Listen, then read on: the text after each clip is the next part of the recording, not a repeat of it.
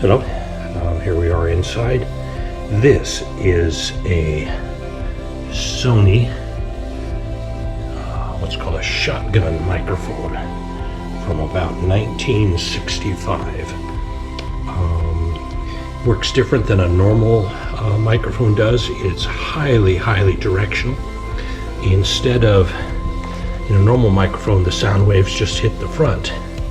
But in a shotgun microphone, the sound waves travel down the body, and you can see that the air pressure is let into the body of this unit all the way across, so the sound wave hits on the front and then works its way down. That's what makes this guy really directional. So we're going to take this shotgun microphone, we're going to mount it on that tripod.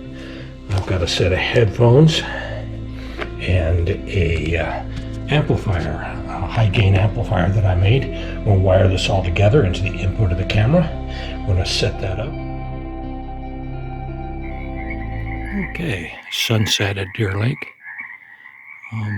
We are just barely able to see the sun out there. Frogs in our wetland are in full chorus. So we're going to go ahead and now hook up the shotgun microphone and let you listen to these guys sing for about a minute or two.